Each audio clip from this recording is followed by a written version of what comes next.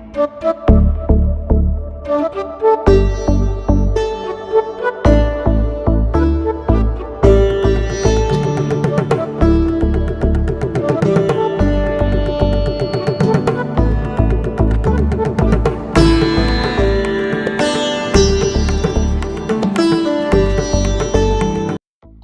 Friends, welcome back to our channel. ഇന്നത്തെ വ്ളോഗിന്റെ thumbnail കണ്ടപ്പോൾ തന്നെ നിങ്ങൾക്ക് മനസ്സിലായി കാണും. അതെ, വീണ്ടും ഒരു സ്വിറ്റ്സർലൻഡ് വ്ളോഗാണ്. കഴിഞ്ഞ വ്ളോഗ് കണ്ടവർക്കറിയാം നമ്മളിപ്പോൾ എവിടെയാണുള്ളതെന്ന്. അല്ലാത്തവർക്ക് വേണ്ടിയിട്ട് ഞാനൊന്ന് പറയാം. ഞങ്ങളിപ്പോൾ നിൽക്കുന്നത് റൈൻ ഫോൾസിലാണ്. റൈൻ ഫോൾസ് എന്ന് പറയുന്നത് യൂറോപ്പിലെ ഏറ്റവും വലിയ വെള്ളച്ചാട്ടമാണ്. അത് സ്ഥിതി ചെയ്യുന്നത് സ്വിറ്റ്സർലൻഡിലാണ്, അതായത് നോർത്തേൺ സ്വിറ്റ്സർലൻഡിലെ ഹൈറൈൻ എന്ന് പറയുന്ന സ്ഥലത്താണ്. സാധാരണ വെള്ളച്ചാട്ടങ്ങൾ നമുക്കിങ്ങനെ വീക്ഷണ പ്ലാറ്റ്ഫോമിൽ നിന്ന് കാണാനല്ലേ പറ്റൂ. എന്നാൽ ഈ വെള്ളച്ചാട്ടത്തിൽ നമുക്ക് ബോട്ടിൽ അതിൻ്റെ ഏറ്റവും അടുത്ത് വരെ പോയി ആ വെള്ളം ശരിക്കും എൻജോയ് ചെയ്യാൻ പറ്റും. അതുപോലെ ആ വെള്ളച്ചാട്ടത്തിൻ്റെ നടുക്കുള്ള പാറയിൽ നമുക്ക് ഇറങ്ങി അവിടെ നടക്കാം. അതുപോലെ തന്നെ അതിൻ്റെ സൗത്ത് സൈഡിൽ ഒരു കാസിലുണ്ട്. ലൗഫൻ കാസിൽ എന്നാണ് ഈ കാസിൽ അറിയപ്പെടുന്നത്. അവിടേക്ക് ഒരു പാതയുണ്ട്. അതുവഴി നമുക്ക് അതിൻ്റെ മുകളിൽ പോയി ഈ വെള്ളച്ചാട്ടത്തിൻ്റെ മുഴുവൻ വ്യൂവും, ഒരു പാനോരമിക് വ്യൂ തന്നെ നമുക്ക് അവിടെ നിന്ന് എൻജോയ് ചെയ്യാം. അപ്പം നമുക്ക് എല്ലാവർക്കും കൂടി ഒരു ബോട്ട് ട്രിപ്പ് നടത്തിയാലോ? അപ്പം എല്ലാവരും വായോ. നമ്മൾ അങ്ങനെ നമ്മുടെ ബോട്ടിൽ സ്ഥാനം ഉറപ്പിച്ചിരിക്കുകയാണ്. നമ്മുടെ കൂടെ കുറച്ച് സഹയാത്രികരുമുണ്ട്. എല്ലാവരും തന്നെ നല്ല ജോളി ടൈപ്പ് ആൾക്കാരായിരുന്നു. അതുകൊണ്ട് തന്നെ ഞാൻ വീഡിയോ എടുക്കുന്നതിൽ അവർക്ക് ആർക്കും ഒരു നീരസം ഇല്ലായിരുന്നു. അപ്പം നമുക്ക് എല്ലാവർക്കും കൂടി ആ വെള്ളച്ചാട്ടത്തിലേക്കൊന്ന് പോയാലോ? ഈ ബോട്ട് ട്രിപ്പിൻ്റെ റേറ്റും കാര്യങ്ങളും ഒക്കെ ഞാൻ പതിയെ പറയാം കേട്ടോ. അപ്പോൾ വീഡിയോ സ്കിപ്പ് ചെയ്യാതെ നിങ്ങൾ അവസാനം വരെയും കാണണം. എന്നാൽ മാത്രമേ നിങ്ങൾക്ക് എല്ലാ ഇൻഫർമേഷനും അറിയാൻ പറ്റുള്ളൂ. ഇതൊരു മസ്റ്റ് വിസിറ്റ് സ്പോട്ടാണ്. സ്വിറ്റ്സർലൻഡ് സന്ദർശിക്കുന്നവർ യാതൊരു കാരണവശാലും ഈ റൈൻ ഫോൾസ് മിസ് ചെയ്യരുത്. അത്രയ്ക്ക് മനോഹരമാണ്, അത്രയ്ക്ക് എൻജോയബിൾ ആണ് ഈ ബോട്ട് ട്രിപ്പ് എന്ന് പറയുന്നത്. അപ്പം നമുക്ക് ആ വെള്ളച്ചാട്ടത്തിലേക്ക് പോയാലോ? എന്ത് മനോഹരമാണെന്ന് നോക്കിക്കേ ഇവിടുത്തെ കാഴ്ചകൾ. എന്ത് ഭംഗിയായി ഈ വാട്ടറിന് തന്നെ. നല്ല പച്ച കളറിൽ ഇവിടുത്തെ ഓരോ തടാകത്തിലെയും വെള്ളം ഓരോ കളറായിട്ടാണ് എനിക്ക് തോന്നിയിട്ടുള്ളത്. ധാരാളം ബോട്ടുകളുണ്ട് ഇവിടെ, ധാരാളം യാത്രക്കാരും ഉണ്ട്.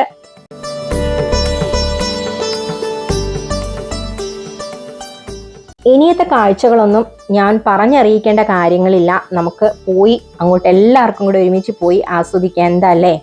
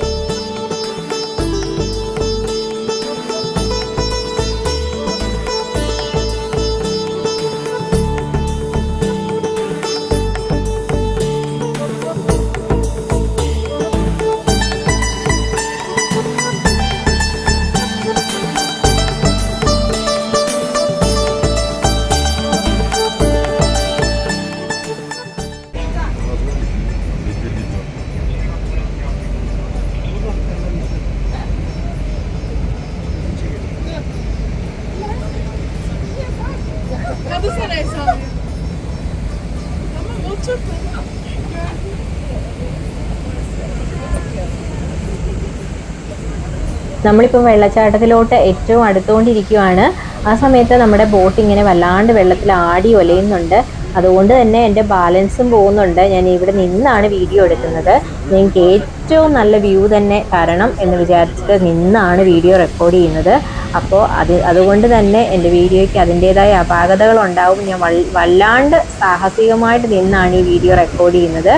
അപ്പോൾ എന്തെങ്കിലും അപാകതകൾ ഉണ്ടായിട്ടുണ്ടെങ്കിൽ എൻ്റെ സബ്സ്ക്രൈബേഴ്സ് എന്നോട് ക്ഷമിക്കുക. നമ്മൾ വെള്ളച്ചാട്ടത്തിൻ്റെ ഏറ്റവും അടുത്തേക്ക് എത്തുവാണ്. എന്താ ഒരു ഭംഗിയെന്നറിയാവോ? വെള്ളം ഇപ്പോൾ നമ്മുടെ മുഖത്തേക്കൊക്കെ സ്പ്രേ ചെയ്യാൻ തുടങ്ങിയിട്ടുണ്ട്. എന്നാൽ നമ്മൾ ആരും നനയത്തില്ല, അത് നമ്മൾ വെറ്റാകുന്നില്ല. ഒരു സ്പ്രേ പോലെ ഇങ്ങനെ നമ്മുടെ മുഖത്തേക്ക് ഇങ്ങനെ വെള്ളം തെറിച്ചുകൊണ്ടിരിക്കുകയാണ്. നമുക്ക് അനുഭവിച്ചാലേ അറിയത്തുള്ളൂ ആ ഫീലിങ്സ്. വല്ലാത്തൊരു അനുഭവമായിരുന്നു. എല്ലാവരും തന്നെ വളരെ എക്സൈറ്റഡ് ആണ്. കണ്ടില്ല എത്ര അടുത്ത് നമ്മൾ എത്തിയേക്കുന്നതെന്ന് നോക്കൂ. അവിടെ കുറച്ച് ആൾക്കാർ നിൽപ്പുണ്ട്. അവർ മുകളിലത്തെ കാസിലേക്ക് പോകാൻ വേണ്ടി നിൽക്കുന്നവരാണ്. അവരെ അവിടെ നിന്ന് സ്റ്റിൽ വെള്ളം ഇങ്ങനെ എൻജോയ് ചെയ്ത് നിൽക്കുവാണ്. നമ്മളിവിടെ ബോട്ടിലിരുന്ന് എൻജോയ് ചെയ്യുന്നു. നിങ്ങൾക്കും നന്നായി എൻജോയ് ചെയ്യാൻ പറ്റുന്നുണ്ടെന്ന് തന്നെയാണ് എൻ്റെ വിശ്വാസം.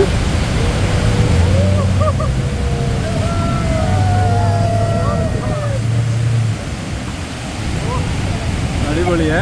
അടിപൊളി അടിപൊളി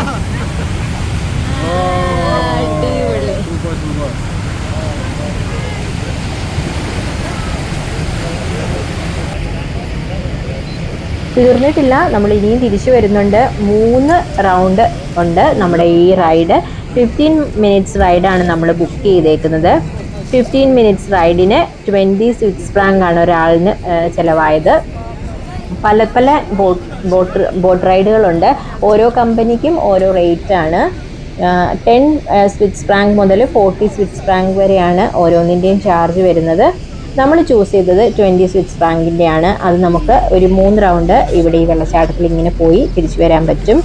40 സ്വിസ് ഫ്രാങ്കിൻ്റെ ടിക്കറ്റാണ് നമ്മൾ പർച്ചേസ് ചെയ്യുന്നതെങ്കിൽ നിങ്ങൾക്ക് അവിടെ മുകളിൽ പോയി ആ വെള്ളച്ചാട്ടത്തിൻ്റെ നടുക്കുള്ള പാറയിൽ കയറാം. പാറയിൽ കയറി നിന്ന് അവിടുത്തെ വ്യൂ എല്ലാം കാണാം. അത് കഴിഞ്ഞിട്ട് അവിടെ നിന്ന് അപ്പുറത്ത് പോയി കാസലിൻ്റെ മുകളിലേക്ക് പോകാം.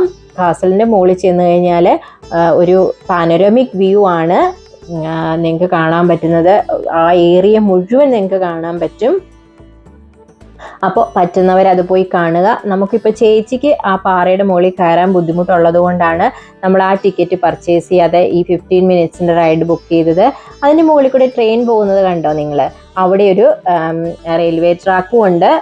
അവിടെയും ഉണ്ട് കുറച്ച് വ്യൂ പോയിന്റ്സ്. അവിടെ നിന്നാലും വെള്ളച്ചാട്ടം നല്ല മനോഹരമായിട്ട് നമുക്ക് കാണാൻ പറ്റും. ഇവിടെ എത്തിച്ചേരുന്നതിന് വേണ്ടിയിട്ട് നിങ്ങൾക്ക് കാറിലോ ബൈക്കിലോ അതുപോലെ തന്നെ ട്രെയിനിലോ ഒക്കെ വരാം.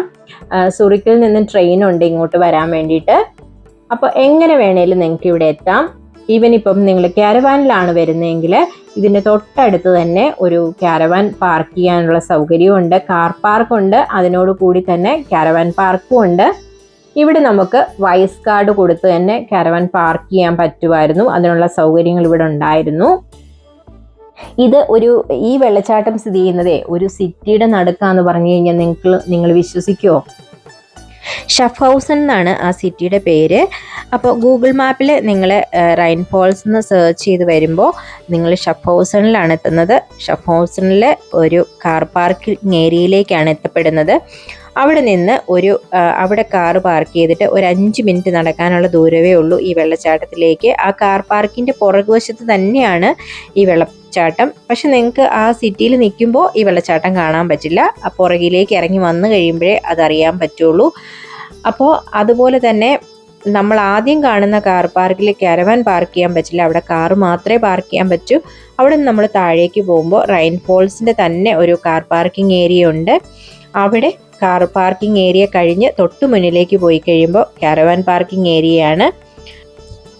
അവിടെ നിങ്ങൾക്ക് നിങ്ങളുടെ ക്യാരവാൻ പാർക്ക് ചെയ്യാൻ പറ്റും. അപ്പോൾ ഇതാണ് റൈൻ ഫോൾസിൻ്റെ ലൊക്കാലിറ്റി എന്ന് പറയുന്നത്.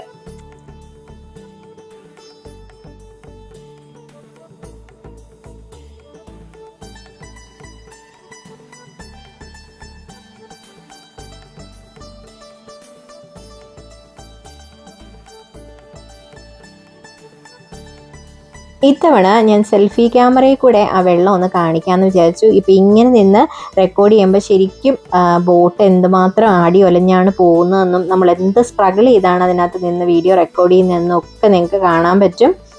ഇത്രയും ആടി ഒലഞ്ഞാണ് പോകുന്നതെങ്കിലും നമുക്ക് ആർക്കും ഒരു പേടിയും തോന്നിയില്ല കേട്ടോ ആ ബോട്ടിലിരിക്കാൻ. അത്രയും എക്സ്പീരിയൻസ്ഡ് ആയിട്ടുള്ളൊരു ബോട്ട് ഡ്രൈവർ ആയിരുന്നു. അതുപോലെ തന്നെ എല്ലാവരും തന്നെ ഈ വെള്ളത്തിൻ്റെ ഒരു എക്സൈറ്റ്മെൻറ്റിലായിരുന്നു. ആർക്കും ഒരു പേടിയും തോന്നിയില്ല. എല്ലാവരും ആ വെള്ളച്ചാട്ടം ഇങ്ങനെ എൻജോയ് ചെയ്തിരിക്കുമായിരുന്നു. നമ്മൾ വീണ്ടും വെള്ളത്തിലേക്ക് എത്തിയിരിക്കുവാണ്.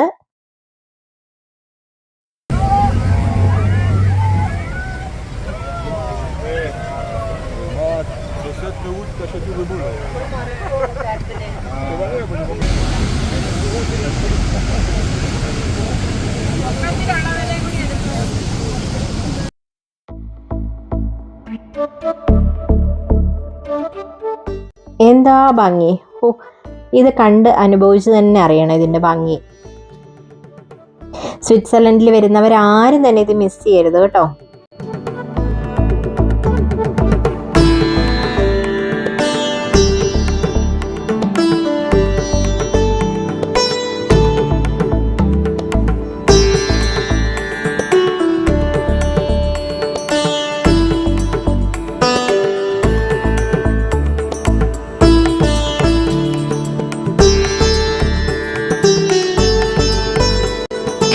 റൈൻ ഫോൾസിനെ യൂറോപ്പിലെ ഏറ്റവും വലിയ വെള്ളച്ചാട്ടം എന്ന് വിശേഷിപ്പിക്കാൻ കാരണം ഇതിന്റെ വാട്ടർ വോളിയമാണ്.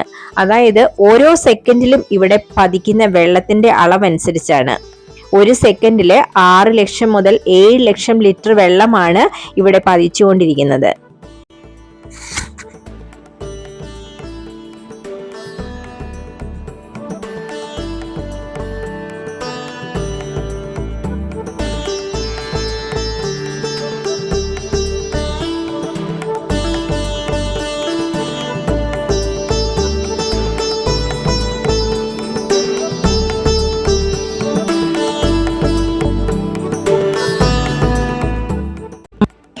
ഇവിടെ ബോട്ട് റൈഡ് മാത്രമല്ല ഉള്ളത്, ഞാൻ നേരത്തെ സൂചിപ്പിച്ചല്ലോ ലോഫൻ കാസിലിനുള്ളിൽ ധാരാളം കാഴ്ചകളുണ്ട്.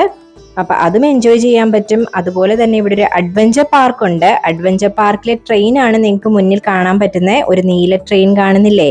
അപ്പം അതിൽ നമുക്ക് ഒരു റൈഡിന് പോവാം. ഈ തടാകത്തിന് ചുറ്റുമാണ് അതിൻ്റെ റൈഡ്. പിന്നെ പുറത്തേക്ക് വരുമ്പോൾ അവിടെ ഒരു സ്കൾപ്ചർ ഉണ്ട്. നമ്മുടെ സ്വിറ്റ്സർലൻഡ് പശുക്കളില്ലേ, കഴുത്തിൽ വലിയ മണിയൊക്കെ കെട്ടിയ പശുക്കൾ, അതിൻ്റെ ഒരു സ്കൾപ്ചർ അവിടെ ഉണ്ടാക്കി വെച്ചിട്ടുണ്ട്. റൈൻ ഫോൾസ് എന്നൊക്കെ പറഞ്ഞ് എഴുതിയിട്ട്. അപ്പോൾ അവിടെ സഞ്ചാരികൾക്ക് അതിൻ്റെ കൂടെ നിന്ന് ഫോട്ടോ എടുക്കാനൊക്കെ ആയിട്ട് ഉണ്ടാക്കി വെച്ചേക്കുന്ന ഒരു സ്കൾപ്ചറാണ്. അപ്പം നമ്മളും അവിടെ നിന്ന് കുറച്ച് ഫോട്ടോസൊക്കെ എടുത്തു. അത് കഴിഞ്ഞ് നമ്മൾ നേരെ പോയത് തടാകത്തിൻ്റെ കരയിലേക്കാണ്. അവിടെ 2 പേരിങ്ങനെ ഇരുന്ന് വിശ്രമിക്കുന്നുണ്ടായിരുന്നു. അപ്പോൾ അവരെയും വീഡിയോയിൽ പകർത്തി. പിന്നെ ഞാനും ലച്ചു നേരെ വെള്ളത്തിലേക്ക് ഇറങ്ങുമായിരുന്നു. വെള്ളത്തിലിറങ്ങി ഞങ്ങൾ 2 പേരും കുറേ നേരം വെള്ളത്തിൽ കളിച്ചു. അതിൻ്റെ കൂട്ടത്തിൽ അവിടെ കുറേ അരയന്നങ്ങൾ ഉണ്ടായിരുന്നു. അവരെയും നമ്മൾ ഫീഡ് ചെയ്തു. അതും ഒരു വല്ലാത്തൊരു അനുഭവമായിരുന്നു. അവർ നമ്മുടെ തൊട്ടടുത്ത് വന്ന് ഭക്ഷണം വാങ്ങി കഴിക്കുന്നത്. അപ്പോൾ സുനിലേട്ടനും ചേച്ചിയൊക്കെ എന്നോട് പറയുന്നുണ്ടായിരുന്നു, കയ്യിൽ വെച്ച് ഭക്ഷണം കൊടുക്കരുത്, അത് ചിലപ്പോൾ കൈ കൊത്തി പറിക്കും, വിരൽ പോവും എന്നൊക്കെ പറയുന്നുണ്ട്.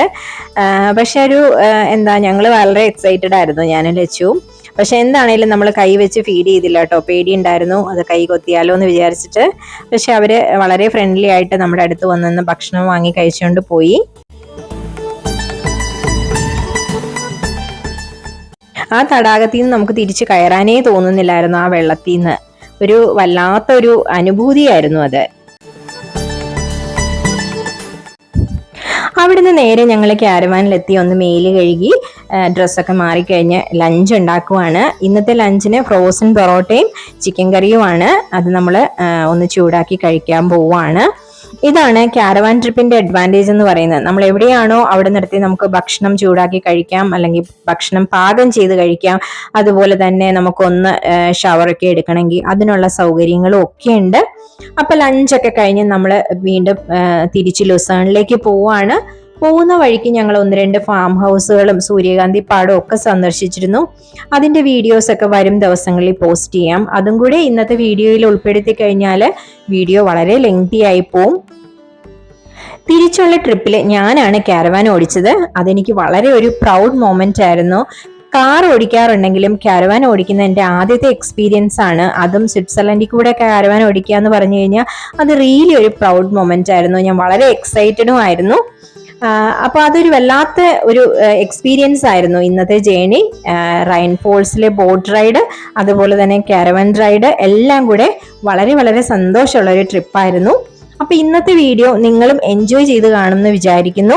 എൻജോയ് ചെയ്തിട്ടുണ്ടെങ്കിൽ ഞങ്ങളുടെ ചാനൽ ദയവായിട്ടൊന്ന് സബ്സ്ക്രൈബ് ചെയ്യുക. അതുപോലെ തന്നെ ആ ബെൽ ബട്ടൺ കൂടി ഒന്ന് എനേബിൾ ചെയ്ത് കഴിഞ്ഞാൽ നമ്മൾ ഇനിയും ഇടുന്ന സ്വിറ്റ്സർലൻഡ് വീഡിയോസിൻ്റെ ഒക്കെ നോട്ടിഫിക്കേഷൻസ് നിങ്ങൾക്ക് അപ്പോൾ തന്നെ ലഭിക്കുന്നതായിരിക്കും. അതുപോലെ ദയവായിട്ട് ഞങ്ങളുടെ ചാനൽ നിങ്ങളുടെ ഫ്രണ്ട്സിനും ഫാമിലീസിനും ഒക്കെ ഒന്ന് സജസ്റ്റ് ചെയ്യുക. അപ്പോൾ ഈ വീഡിയോസ് നിങ്ങൾക്ക് യൂസ്ഫുൾ ആയി തോന്നിയിട്ടുണ്ടെങ്കിൽ ഒന്ന് സേവ് ചെയ്ത് വെച്ചോളുക. നിങ്ങൾ സ്വിറ്റ്സർലൻഡ് ട്രിപ്പ് പ്ലാൻ ചെയ്യുന്നുണ്ടെങ്കിൽ ഈ വീഡിയോസ് നമ്മുടെ ഡേ 1 മുതലുള്ള വീഡിയോസ് സേവ് ചെയ്ത് വെച്ച് കഴിഞ്ഞാൽ നിങ്ങൾക്കത് വളരെ യൂസ്ഫുൾ ആയിരിക്കും. അപ്പൊ എല്ലാവർക്കും നല്ലൊരു ദിവസം ആശംസിക്കുന്നു. അപ്പൊ ടേക്ക് കെയർ, ബൈ.